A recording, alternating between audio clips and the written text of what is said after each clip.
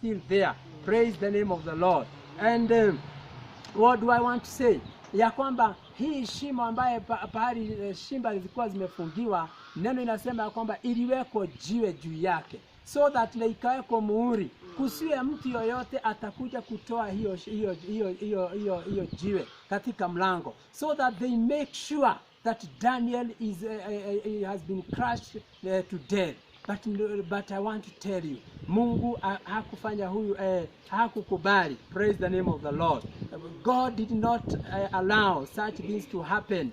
Hallelujah. Amen. Praise the name of the Lord. Amen. I know hata kama nakimbia kidogo because of the time and because I want people from outside also to understand this.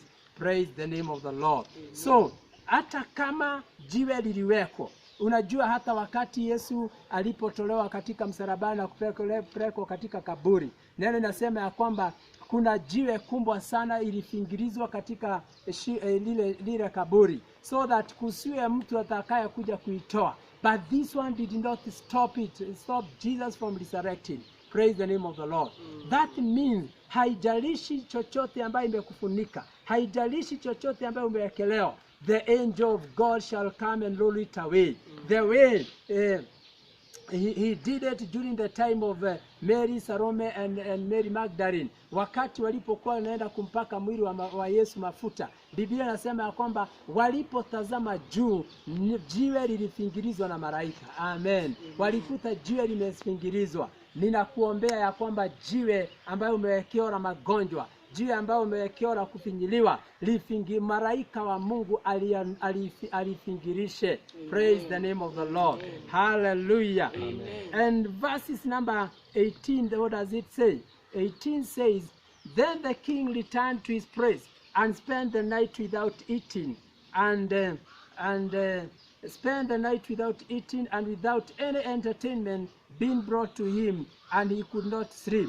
What does this one mean to us, brethren? Ni ya kwamba yule ambaye amekuingilia ama kuingisha katika ile shida, hata lala, hata pata amani until yeye mwenyewe ajue ya kwamba kuna Mungu ambaye unaabudu. Praise the name of the Lord. It doesn't matter the situations that you are in. It doesn't matter the enemy that has put you into such a situation. But the fact remains, the king himself who put a seal on the stone iliyokuwa inawekwa katika in the doors of the den of lions, hakulala.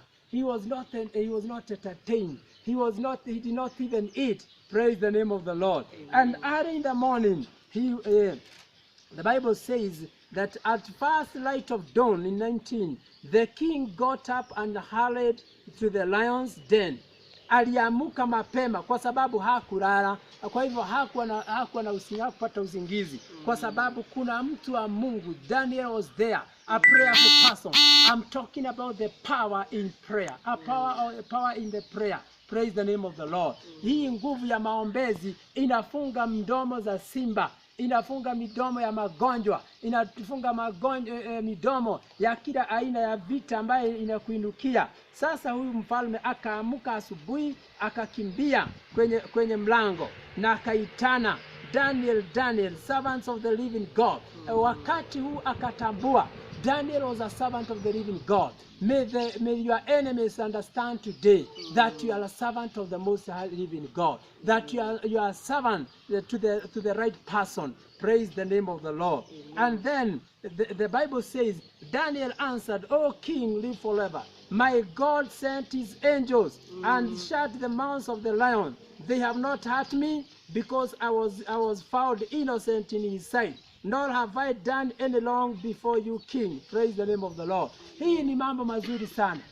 Danieli akamjibu akamwambia, Mungu wangu ambaye niliomba, ambaye ninaendelea kumuomba, alifunga midomo ya simba. Hata makucha ya simba alifunga, ili kwa sababu alijua kwamba I am innocent, I am faithful before him. May God make you faithful before him. When you become righteous before God, and when you are righteous before God, God shall always protect you. Praise the name of the Lord. Hallelujah.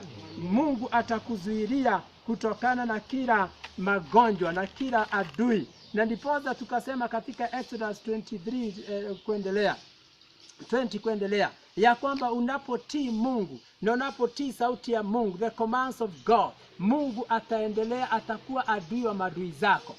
Kwa hivyo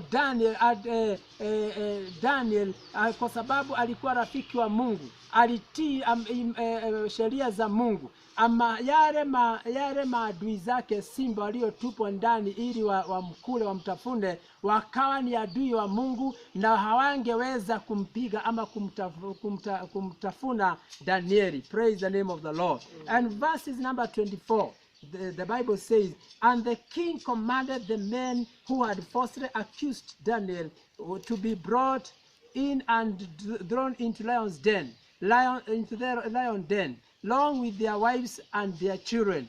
And before they reached the floor of the den, the lions overpowered them and crushed all their bones. Praise the name of the Lord. Maadui wale ambayo walikuwa wameweka mtego ili Danieli atupwe ndani, Mungu alipojidhihirisha, maadui wale walikuwa crushed. Hallelujah. Hii ni kumaanisha shimo ambayo shetani na maadui zako wanakusimbia, hiyo ndio watakayeanguka. Hallelujah. May the Lord force them to fall into the pits that they have dug upon you on your way. Praise the name of the Lord. Na kitu ingine, verses 26 inasema, huyu mfalme King Darius akasema, I issue a decree that in every part of my kingdom people must fear and reverence the God of Daniel. Hii ni kumaanisha unapokuwa katika mtu ya maombezi, maadui zako Mungu atawalazimisha kukiri Mungu ambaye ni Mungu wako. May your God be known. May your God be exalted. May you be known in a better way. Praise the name of the Lord. Eza kukua ya kwamba wewe ni mtu, you are just a small person in your locality, lakini God shall exalt you because of that intimacy love na yeye. Praise the name of the Lord. Hallelujah. Amen. Neno linasema katika hii ni kumaanisha ya kwamba wakati ambapo Mungu anataka kufanya jambo, lazima upitie katika pengine shida, pengine lazima upitie katika mambo magumu, lakini baadaye you shall testify ya kwamba our God is faithful. Hallelujah. Na neno inasema katika Isaya ambaye tunajua vizuri sana, Isaiah chapter number 43 and verses number 2, inasema namna gani? When you pass through the waters, I will be with you. Hata unapopitia katika maji mengi, nitakuwa na wewe. Praise the name of the Lord. They will not sweep over you. When you walk through the fire, you will not be burned. Praise be to the name of the Lord. The flames will not set you ablaze. Hii ni kumaanisha kuna wakati mwingine tutapitia katika maji mengi, kuna wakati mwingine tutapitia katika moto, lakini hatutachomeka, hatutazoreka ndani.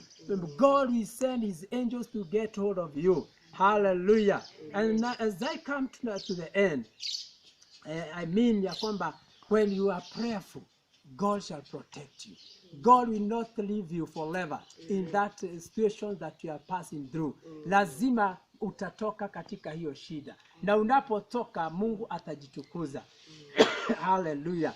Ninasema ya kwamba kuna wakati in the same book of Daniel, as I come to the end to finish up, in the book of Daniel chapter 3 verse 17, Biblia inasema kuna wakati kulikuwa na watu watatu, when the three men that were Meshach, Shadrach and Abednego, walipokataa kuinamia mifano ya mfalme.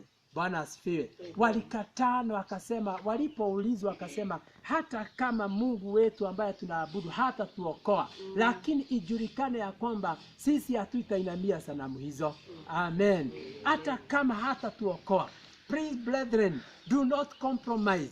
That ya kwamba umeambiwa lazima ufanye hivi ili ufanyiwe hivi, but do not compromise. Be like these three men in the book of Daniel chapter 3 from verse 17 going downward, ili Mungu ajulikane. The Bible says in verses 25 of the same chapter 3, the king said, look, I see 4 men walking around in the fire, unbound and unharmed, and the fourth one looks like a son of the God. Praise the name of the Lord. Hii ni kumaanisha hiyo adao wa maadui wanapokuingisha katika hali ambayo sio mzuri, hali ambayo ni ya shida, they shall still confess that they can see God, the Son of Man, the Son of God. Huyu mfalme alisema ya kwamba ninaona tulitupa watu watatu ndani, lakini sasa ni watu wanne, and they were just praising God. In that situation you are, brethren, wherever you are, either in the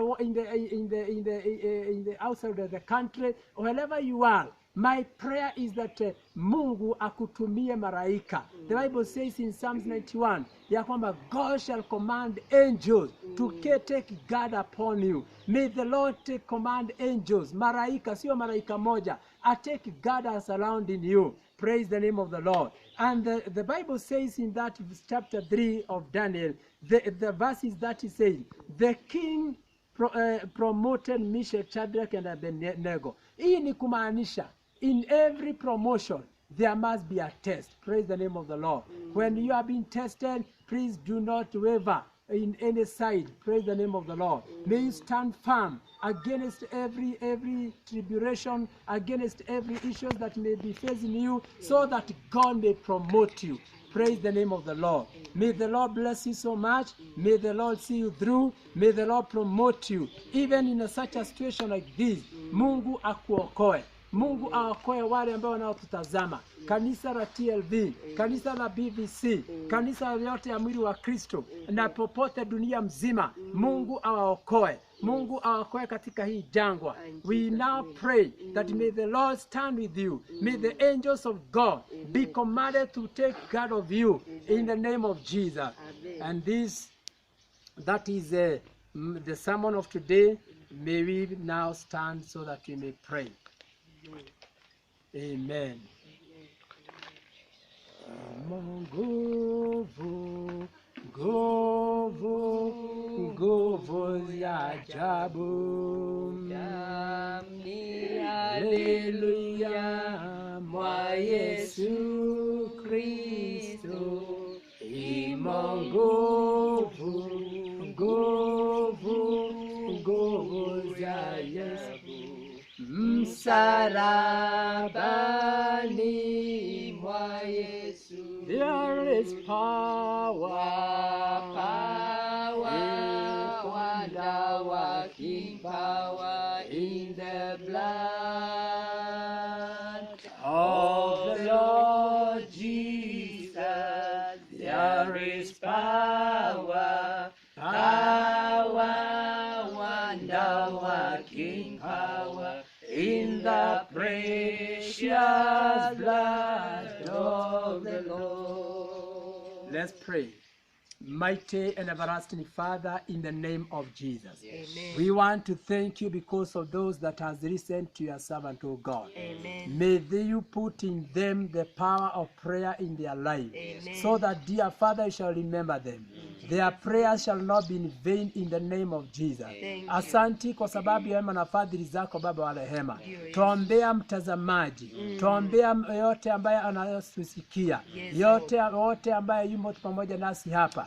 Jamii yangu mfalme wa ajabu. Tuombea wote that they have been quarantined in their homes and their hospital. Oh God, we pray ya kwamba the situation they are today, Lord, is to make your name to be honored.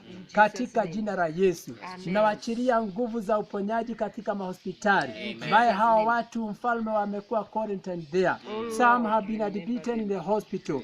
Those in the entire world, we pray for them. We pray that the blood of Jesus and the stripes of Jesus shall heal them, O King of glory. Katika jina la Yesu, we pray for every country in the entire global world that has been affected, O God. We trust you, Jehovah Master, that this word of prayer shall reach them, O God. We send the word of healing, as the Bible says in Psalms 107 verses 20, that you sent your word for healing and it reach them, O God. Sasa katika jina la Yesu, tuatuma neno la uponyaji katika jina la Yesu, ya kwamba the scepter of the wicked shall never remain in their land, in the name of Jesus. Oh Bwana wa rehema, bariki watu wako mfalme, bariki kanisa lako Bwana, katika jina la Yesu. Na sasa mfalme wa ajabu, tuachilia nguvu za wokovu katika jina la Yesu. We pray for those who are not born again.